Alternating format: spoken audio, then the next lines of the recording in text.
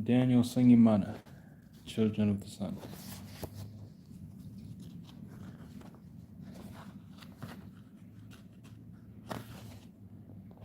Then came the day when darkness landed on our shores. Madness perched atop the branches. Death marched through the valley. While deception claimed the hills, brother turned on brother, and the snows that fell upon our lands altered them forever. Bear witness.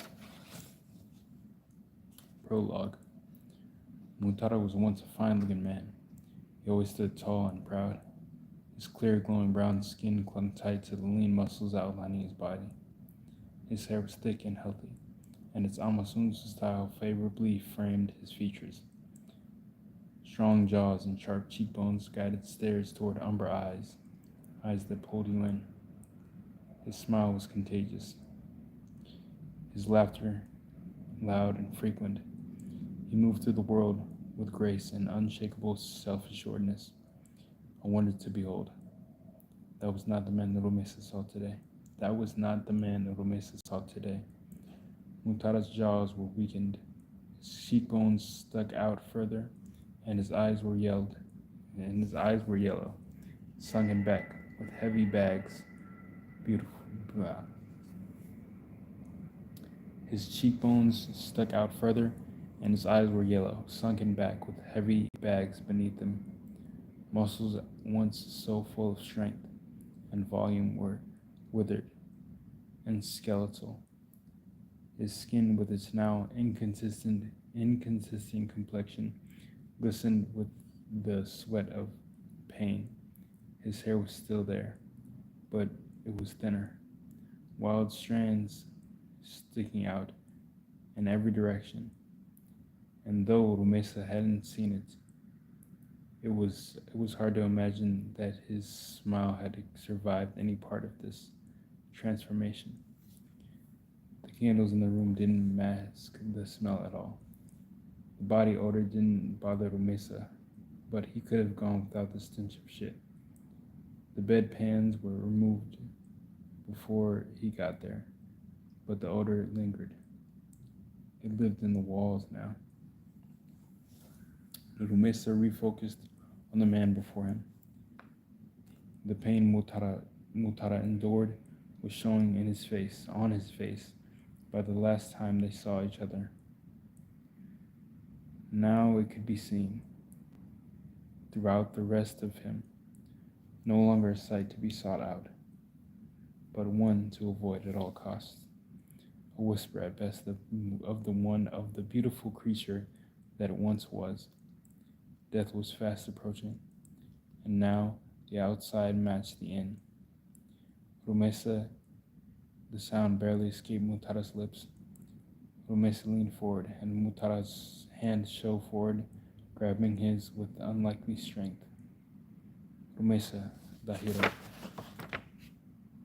Rumesa's lips turned down at that, and he wanted to leave, but he noticed Mutara's eyes glistening, frightened and frantic, darting back and forth on the ceiling, searching for something to hold on to. Finding nothing, instincts took hold, and Rumesa grabbed the younger man's hand. My son, Mutara went on. He swallowed, grimacing afterward. My boy, he said, my only boy. Tears began to fall as Mutara's grip got even tighter. With great effort, he turned his head to Rumesa. Mutara's face twisted. He wanted to weep, but his body didn't have the strength. Oh, he whispered, closing his eyes. Please, Rumesa. I just want him to get better. Rumesa looked away. Mutara groaned, trying to speak, but the other man refused to look. Rumesa, he rasped. Just know, he said. He tried to carry on, but his speech turned to a rumble. He coughed once, with immense pain in his voice. He managed once more. I'm. And the rumble started again, and it did not stop, and Rumesa didn't look. Gradually, the rumble faded. It got quieter and quieter, and then disappeared entirely. And Rumesa was alone inside the room with his younger brother's body.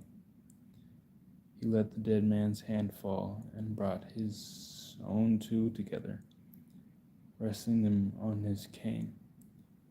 He leaned back in his chair and stared at the ground, inhabiting the past for quite some time. Minutes may have passed, or hours. Rumesa wasn't sure, but when he finally felt the instinct to leave, he didn't fight it. He stood and looked around the small hut, at the stained circular wall holding up a straw roof. The bed, the bed, the bed and the chair were the only things in there, aside from the men. He drew in a deep breath and let the stench of it all fill his lungs once more. Leaning on his cane, he shook his head. A sorry place to die. He turned around and limped out through the beaded curtains. Limped out through the beaded curtain. He turned around and limped out through the beaded curtain. And when he saw what it was waiting outside, he remembered who he was. 20 odd paces from him, 24 royal guards faded the lake with their spear at the ready. Beyond them, past his brother's servants standing by the water, dozens of small boats were on the lake, carrying dignitaries from the shores and the crest. They were there to pay respect to the dying lord of Ijue Island. Rumesa hadn't asked for any of their presence. On the same water sat the sizable boat he'd come here on. One sail blessed with the encore of his throne, and the vessel was slim and elegant, with no more space than was necessary to transport his party from the mainland. From where he was standing at the northeasternmost point of the island, the faint blue outline of the mainland's hills could be seen in the distance. In front of all the madness, Rumesa saw his children patiently waiting where he left them. His younger son, Gyanga Dengingoma, was starting to look like a man at the age of 14. He was nearly 6 feet tall and had a healthy heft to him. He'd inherited his father's angular face, and the height was to be expected of a high-born Tutsi. The sturdiness though belonged to his Malian blood, and his physicality was no indication of the tenderness he kept within. The boy couldn't hide his sadness. Rumesa approached him, and the boy's eyes studied the ground. He moved his lips from side to side as he tried to stop the tears from forming. Rumesa put a finger beneath his chin and tilted up when their eyes met. Gyanga's tears fell, and his father wiped them from his face. He stepped to the side to Gyanga's twin, Muisa Yinamoni. He stepped to the side to Gyanga's twin, Muisa Yinamoni. She had kind eyes, but they were still narrow, like her father's. She was almost always smiling like her mother was. She was tall and slim, and just as Nyanga looked like a man, so she looked like a woman.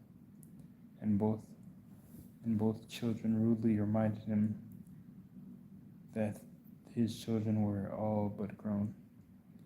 He put a hand on his daughter's shoulders and squeezed. He put a hand on his daughter's shoulder and squeezed. To Muisa's right was her sister Nessa. Nessa Keita, who Mesa had given her the name. Rumesa had given her that name to honor her mother, Awa Keita. While the latter was asleep after birthing her, she looked as much. Her skin was darker than her younger sister and than her younger siblings.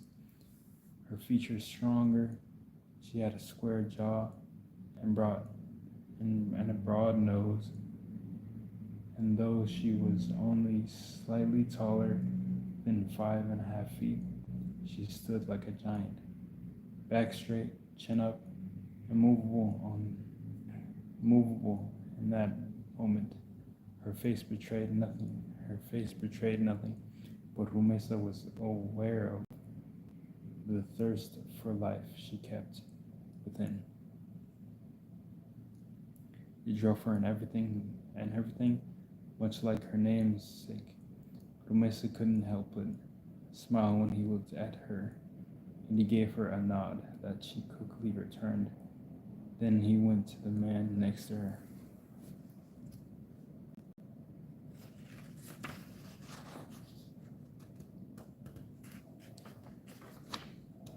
The eldest of Rumesa's children, Mansi Doli, was named for his great grandfather, and the young man of 21 was all but guaranteed to live up to the mantle.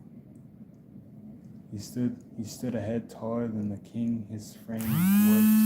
Oh my gosh. Okay, I'm gonna finish this chapter. Okay, I'm gonna finish this chapter. The eldest of Rumesa's children, Mansi Doli, was named for his great grandfather, and the young man of 21 was all but guaranteed to live up to the mantle. He stood a head taller than the king, his frame dwarfing anyone who got close. Like Inessa, he favored his western blood. They looked quite like each other. His strong, broad face made for a striking visage that protected pure strength. His eyes were narrow and cold, that much at least he'd taken from his father. He wore his hair Amasunzu style. He wore his hair Amasunzu but short, and he looked every bit the general that he was born to be. Mansi held power in his entire body, and even then, staring pensively at the hut, he looked so sure of everything. Rumesa looked right up at him, and Mansi returned his gaze. The prince sighed and gave his father a sympathetic look, putting him on the arm, and Rumesa couldn't help but smile, so sure of himself. His son was always the leader. He patted Mansi's shoulder in return. He walked past the crown prince and started making for the water. When his young son called out, "Will he be buried here? Will he be buried here?" Yanga's voice was shaky. Rumesa turned around and saw all the children's faces saw all the children facing him. He was the blood of Doli. He'll be buried at Yanza. Mesa drew in a sharp breath, remembering the weight of the day. He clenched his jaw where he belongs. Okay. He clenched his jaw. Wait, okay. He was blood of he was the blood of Doli. He'll be buried at Yanzi. No, he'll be buried at Yanza. Romesa drew in a sharp breath, remembering the weight of the day. He clenched his jaw where he belongs. How long will it take to get back? How long will it take to get back? Oh my gosh. Excuse me. Okay. How long will it take to get back? The journey is the same both ways, child. Do you think that hero will have made it back by then? The mention of his name added weight to Rumesa's shoulder. He thought back to the last time they'd seen each other. When the boy left, he looked so sad, but that was nothing. That was nothing new. Rumesa misliked that sad face. It told the story of all his misery. Is that who you weep for? The boy looked down, saying nothing in response. And Rumesa felt a wave of guilt wash over him. He wished that their mother, Awakita, was still with them. Words of comfort came so easy to her. All we can do is hope. Rumesa turned away and walked past his children. He walked past his children, then past the guards to his brother's servants by the water. He instructed them to begin the embalming at once. They disappeared with haste back into the compound that sat behind the hut. His brother died, and he was left staring at the lake. That lake brimming with sadness. The water was full of light from the sun setting behind him. He didn't care to mourn the man he'd spent so much time trying to forget. He didn't even know how to. So as he often did, he shifted his mind toward what waited for him across the lake. He looked over his shoulder and saw his children still standing.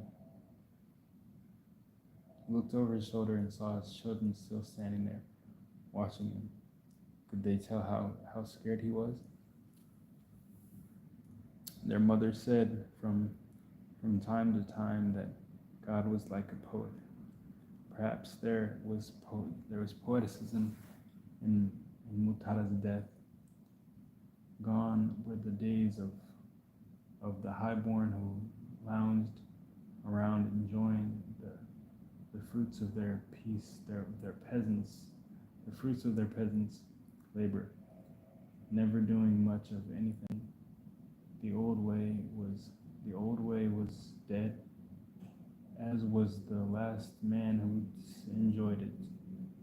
Those who were left served a purpose in the coming war, and the war was coming. Romesa felt it in his bones.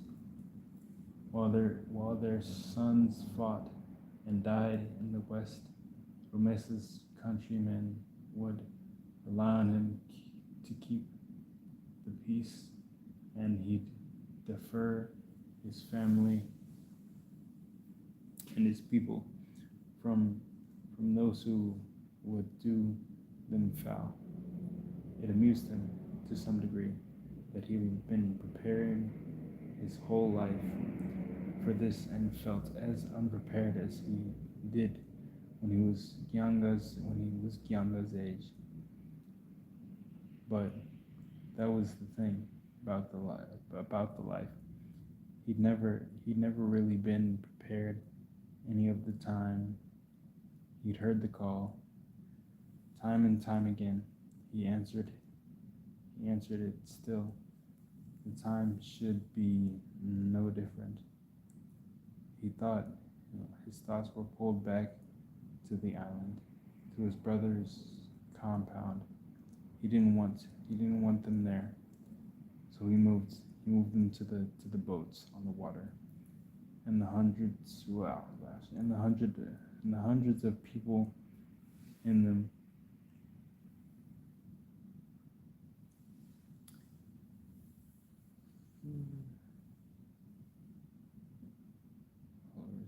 Hold on. Pulled back to the island. Thought was pulled back to the islands on his brother's to his brother's compound.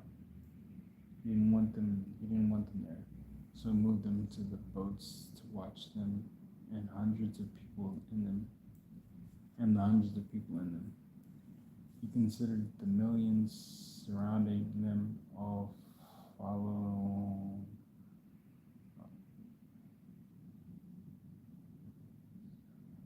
He considered the millions surrounded them.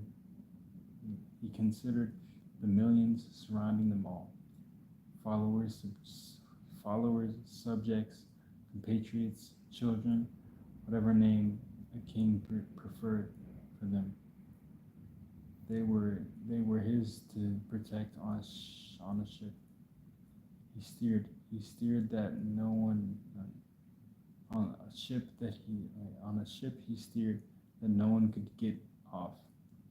His duty was to take them where they needed to go. It was a thought that had come and gone 1,000 times throughout the years, but remained strange. He walked all the way to where grass touched water. He wanted to kneel, to plunge his hands in and let the cold bring his back down to earth.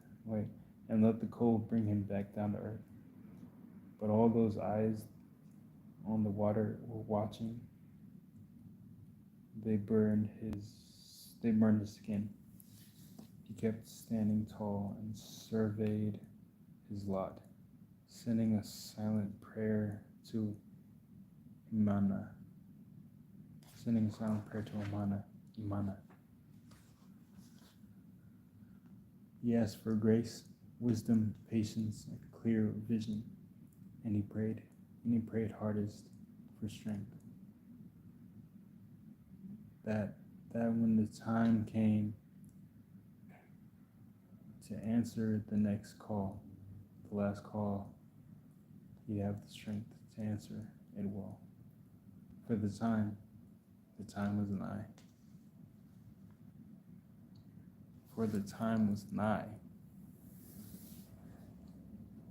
1. Runaways. Chapter 1, Runaways. Wanderer. No, not chapter 1, guys. Part 1. Oh, wait, no, hold on.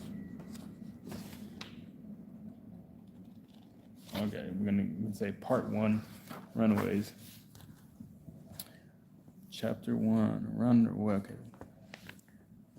So I'm just gonna say part 1, Wanderers, and then this one's called Part 1. Okay. So I'm gonna say part 1 is called Runaways, and then this section of the book is called Wanderer. 4 years ago. Oh my gosh, no, hold on. I'm gonna stop right there. I'm just gonna read one chapter at a time. Let's go. One chapter at a time.